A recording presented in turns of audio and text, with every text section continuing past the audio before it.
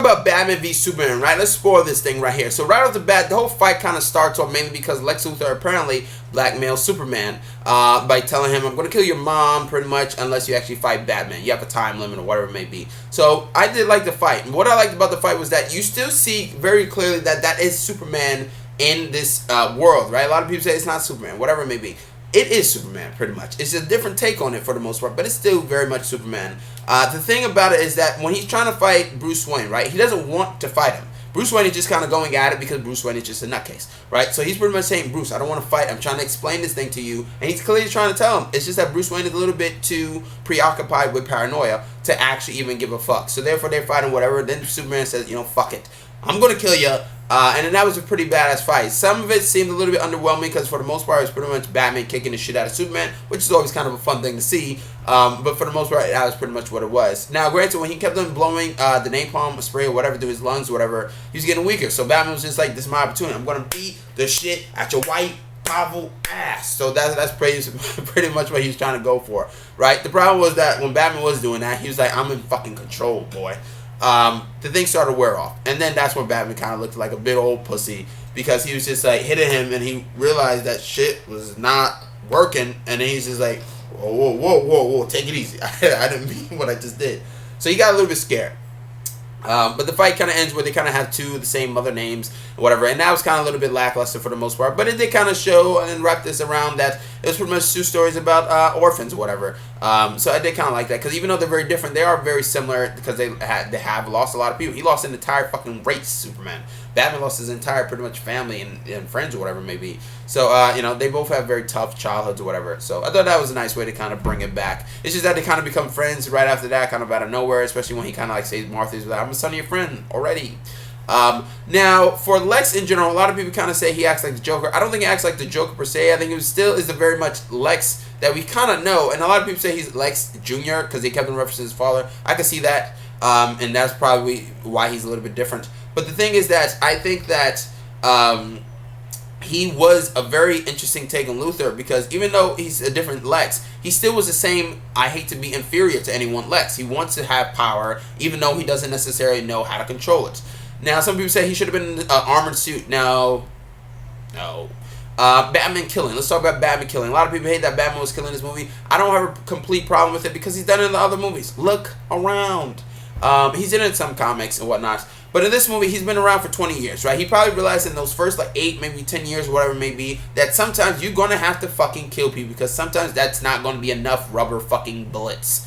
You have to kind of go a little bit out there. He's lost a lot of people. So it's like when they say, when you get older, you don't give a fuck. And that's kind of one of these things, right? This guy's pissed off. He's stabbing people. Not just to the point where he just wants to murder anyone, but if it comes down to it, he'll do it. So I didn't really have a problem with that. Now, one moment kind of looking at the Justice League files, whatever, with like Flash, Aquaman, and Cyborg, whatever. I thought they were all cool. Cyborg one was okay. It was fine, whatever it may be. A little bit disturbing, but in a good way, because it's supposed to be like Frankenstein of sorts. I did like the Flash thing, but Ezra Miller's shave buddy. And Aquaman was actually quite cool to see. His eyes kind of coming out of the water, though he kind of moved a little awkwardly, but I thought he was the one that kind of stole the show in general, and that was the one that people kind of like cheered for the most out of the three. I think somebody said to Cyborg, just in general, but yeah.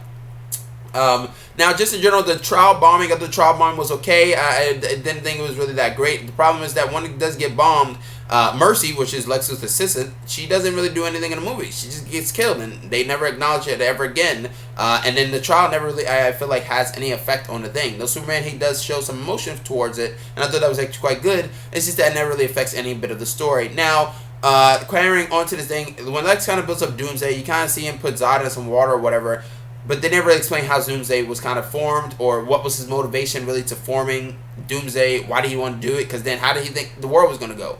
If Superman died. I feel like there was really no motivation or sense into that logic just in general.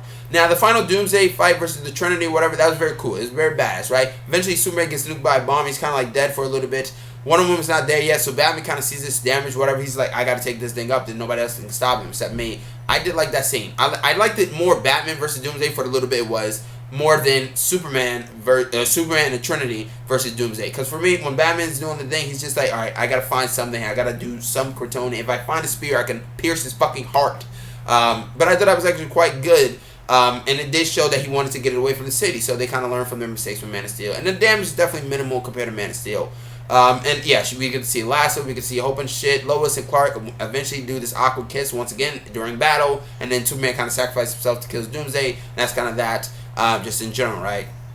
So let's talk about the Flash, right? So apparently Batman has these nightmare sequences in the movie for some reason. He has a couple of them. Some of them are good. The desert one I thought was actually kind of cool and was kind of setting up, Superman kind of like taking over or whatever. And then Flash kind of has his nightmare thing, which I'm assuming he's going to be kind of from the future. He tells Bruce Wayne that Lois is the key. Don't let Lois die, otherwise things are going to go to shit.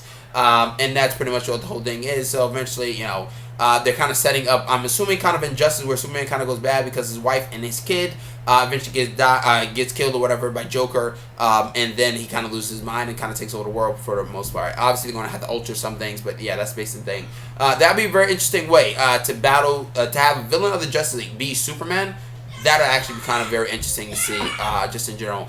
But yeah, at the very end, Superman eventually does die. He kind of has this big funeral, whatever it may be. I also did like the Costner stuff, right? The very one cameo by Kevin Costner. I thought that was actually quite good. To see him kind of come back for a little bit, and that was brought back one of the more heartwarming moments of this thing. Quite frankly, a little random, but still nice. I did like the references to Phantasm by Jeremy Irons, Master Phantasm. I did like the reference to Solomon Grundy on the grave at the very beginning, right?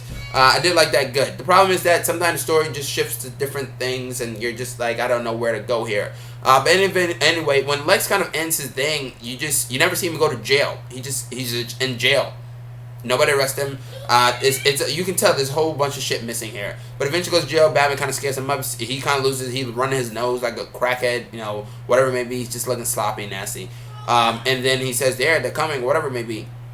I was like, did Lex get visions that I'm not aware of? Because that doesn't make any sense. Did the Doomsday thing tell him something, I'm assuming? Like I said, there's a lot of unexplained things that really didn't make that much sense, and that was one of them, quite frankly. But eventually, when they kind of had the funeral, Clark Kent's dead, Superman's alive, or Superman is also dead. And then now I'm just like wondering, so if Man of Steel 2 actually does happen, so Justice League does happen, right?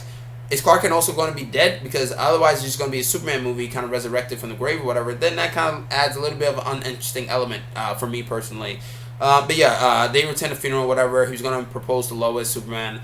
And then Bruce Wayne pretty much says, now I have to kind of form this Justice League of sorts and find all these guys because I have a hunch that some shit is going bad eventually, right? So that's kind of our next movie. The problem is, Bruce Wayne doesn't seem like the type of guy that really would want to set up this whole thing. Bruce Wayne is more the rebel that kind of, or the loner just in general, that watches the Justice League because he wants to keep an eye on these superpower beings so that they don't get out of control.